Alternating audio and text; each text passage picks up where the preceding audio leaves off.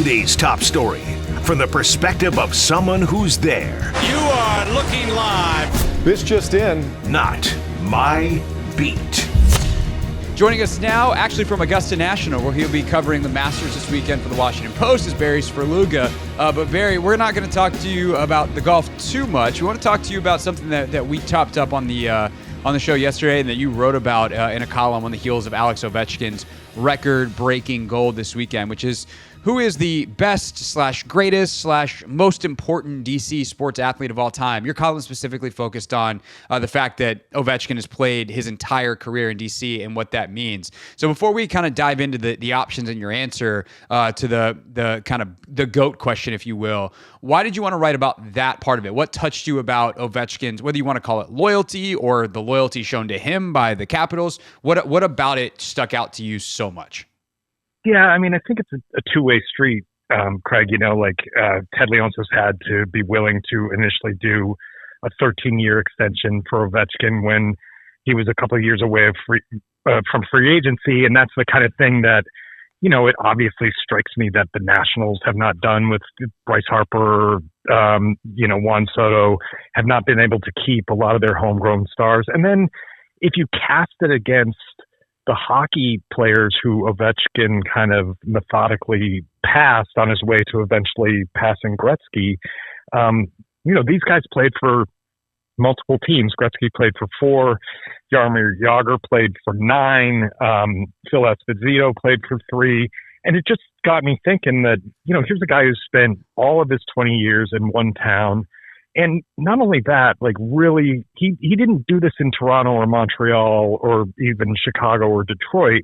He did it in a market in a city that had a hockey team for 30 years, but didn't have deep hockey roots. And he really, really changed the sport in the nation's capital.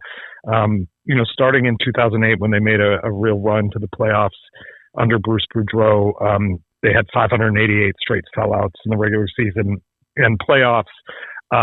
He just transformed it in a way that I don't think you see from many athletes. And I think he's kind of in a unique position, not only in Washington, but in hockey, just because he meant so much to building a sport in a specific place.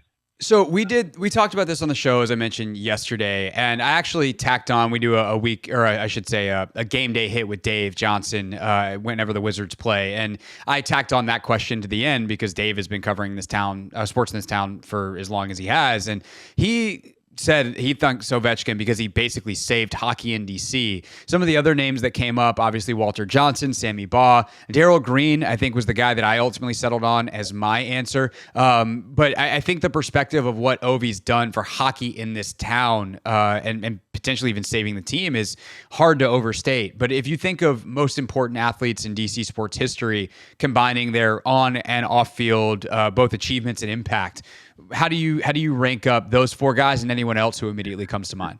Yeah, so I think Darrell Green to me is the Redskin / commander that stands out the most because I think it was 21 seasons. And then you're talking that all in that uniform, all in burgundy and gold. And you're talking about an era in which they were winning championships, in which they were by far the biggest force in town. And he was playing at a level that gets him in discussion with, was he the greatest cornerback of all time? So he stands out to me for sure. Walter Johnson, can I look at the back of his baseball card and see how important he was and how long he played here? And yes, he also only did it in Washington. That matters, but I don't have a personal visceral reaction to that. It's so distant that it seems almost fictional. But Hall of Famer, 511 career wins, all for the Senators before the 2019 World Series for the Nationals. The Senators' 1924 series title was the last baseball championship in town, so that's definitely a factor. I'll throw a couple of weird ones at you. I think that Ryan Zimmerman deserves a place in the conversation, not because he's a Hall of Fame player, he's not, but because he did some things that helps the Nationals establish a foundation when they needed a foundation to be established. He twice signed extensions here to make sure he finished his or was going to be here for the bulk of his career. He ended up tacking on a couple of one-year deals at the end to secure it. But he's the first draft pick in team history. He stayed through the build. He was here for the winning. He finished with the championship. I think that's a weirdly influential one because his career is not as great. And I also think there's an odd one in Max Scherzer because he came from someplace else to pursue a title here.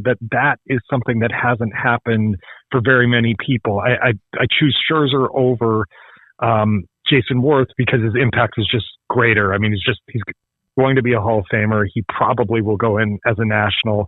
He chose to sign here for 7 years and $210 million. I think he had a big impact on that franchise, ultimately a part of the 2019 World Series champs as well.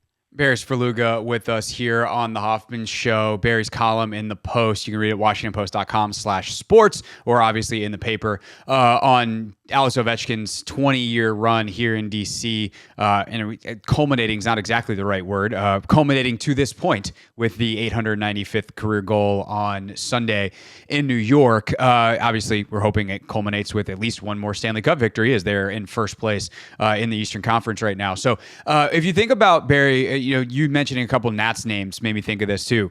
Who are some of the big what ifs when we talk about most influential? I think immediately Strauss and Harper, for different reasons, come to mind on the Nats side of it. To an extent, would you throw John Wall into that conversation? Would you throw, obviously, Robert Griffin III might be the ultimate answer to this question.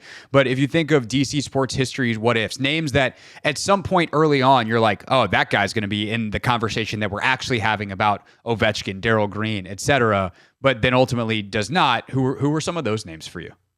So I think you hit on a bunch of them. I definitely think Harper, because if he had signed and they offered him, quite a bit of money to do so, he could have been a Nat for life, and that would have, he's going to be a Hall of Famer, and to do that in one uniform would have been really cool. Strasburg, for the opposite reason, he did sign the extensions here and then immediately broke down.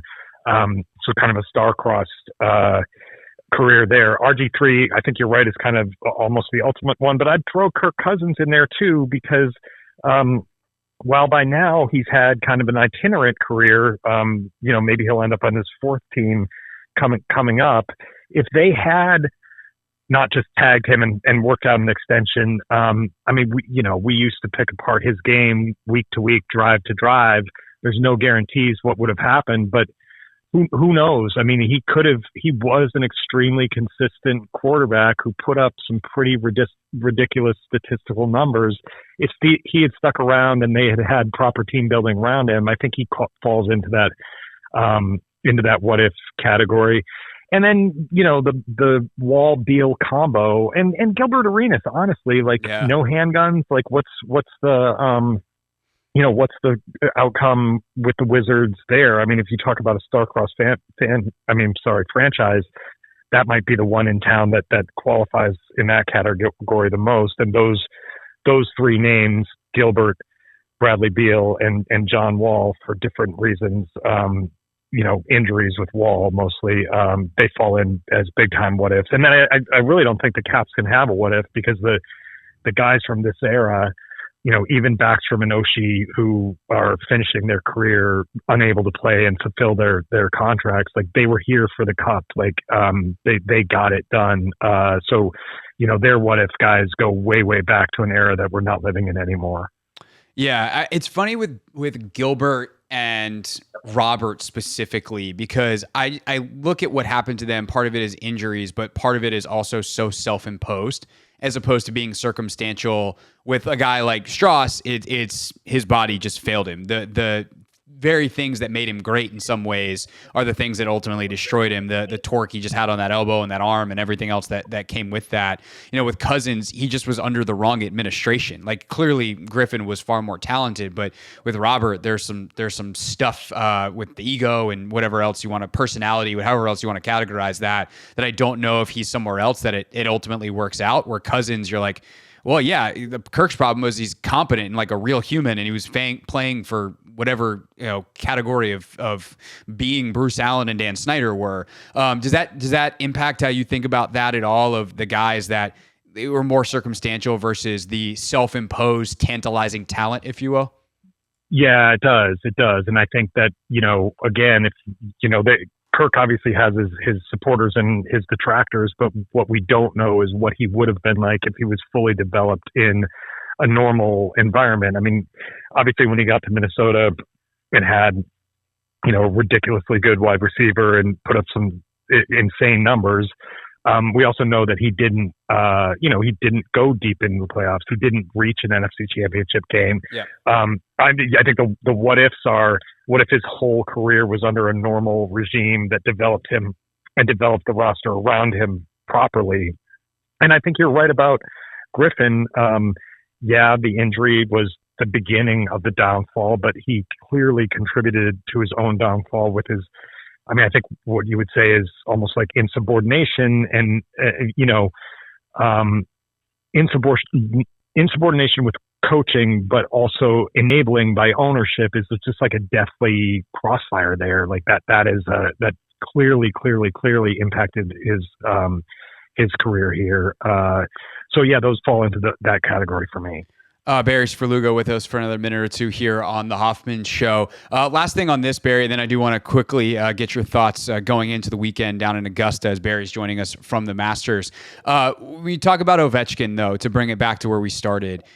How do you feel like we've done as a sports town appreciating a guy like this? Like, there are some cities like Boston that have been lucky enough to have multiple guys that come through that are the top 5, top 10 players in their sport, at not just position, but like truly the GOATs of the game. You can't have the discussion without that player, your Larry Birds, et cetera. But for DC, like Ovechkin's the guy. Wes Unseld's in the Hall of Fame, but nobody is talking about the greatest basketball players of all time and mentioning Wes Unseld unless they're talking about, outlet passers. For Ovechkin, you can't have the conversation without him to the extent that you have it about anyone that's not Gretzky. So what do you think that's ultimately meant to DC, and how do you think DC has appreciated and reacted to that over this 20-year run? So I think it's just incredibly important that he did this having won a Stanley Cup championship, because but that would have been there and almost would have defined the chase for Gretzky, didn't come up because he won the title the one year, and they have had excellent teams that had big letdowns in the playoffs before. And there were times when Alex Ovechkin was taking heat for being part of so many letdowns because he couldn't push through. He couldn't be the leader that led them through. So I think it's all colored in appreciation, not because of what he ended up doing individually, but because they won one title together. And I also think it matters that he's doing it on a really good team that has legitimate aspirations of doing the same thing. Again, I thought at some point that if he got this record, it was going to be a slog and he was going to have to be dragged to it because the team last year struggled to score. He struggled to score. So I give the front office of Brian McClellan and Chris Patrick just an enormous amount of credit to create a roster that allowed their all-time franchise icon to pursue a hallowed record with like joy and success around him, not in a way where it's like, well, we kind of have to stick with this guy for 2 more years and hopefully he can score 42 goals over those seasons and then we can get on to the rebuild that needs to happen. Like, they rebuilt it on the fly and allowed it to happen on a team that the town can appreciate and really look forward to going forward. So I think the 2-pronged kind of answer is like, I think he gets the due appreciation because he won the cup once and because this is happening in a team structure where each one of his 42 goals this year has helped a very good team be the best version of itself. I think that's really well said. All right, Barry, this weekend you're down in Augusta. You're about to have to put your phone in a box so you can go watch some golf because that's how it works at Augusta. But before you do, what are the big storylines? Who are the big players that you're watching this weekend that you think have a real shot to win this thing, or any other storyline that's intriguing to you? Yeah, I'm going to say start with the obvious. I mean, Rory McIlroy comes here for the 12th time with needing a Masters victory to secure the career Grand Slam. And he has disappointed himself and disappointed his fans here a million times over because he's good enough to win and he just hasn't done it. So a lot of eyes there. He's playing so well. He won in Pebble Beach and he won the Players at Sawgrass, two of the bigger tournaments in the run up to Augusta. And Scottie Scheffler, who's won 2 out of the past 3, is the number 1 player in the world, is not quite been his sharpest early part of the season, but betting against him here is a difficult choice. And then I'd also say, well, people aren't talking about the kind of LIV PGA Tour divide maybe as much as they had in the past couple of years. There's a real curiosity about how those best LIV players, Jon Rahm, Brooks Koepka, Bryson DeChambeau in particular, we really don't have a good way to evaluate how they're playing coming into this because we haven't figured out the LIV format and, what does it demand of players and are they getting properly tested before the year's first major? So that would be the kind of side storyline that I would watch on Thursday's first round. Like, can those LIV guys hang with these PGA Tour players who have been facing off against each other for months and not just having an occasional tournament around the globe? Yeah, not to mention as the weekend goes, the stamina of playing 72 holes, and obviously you mentioned that grind element. If you just haven't had it, do you have it? The focus for all 4 rounds. Barry will be down there covering it all. Read his coverage, WashingtonPost.com/sports, as well as the column on Ovechkin. Barry, always appreciate the time, sir. Thank you very much, and enjoy the Masters. Thanks, Craig. Appreciate it. Hey, this is DA, and you're listening to The Hoffman Show on the Team 980 and the Odyssey app.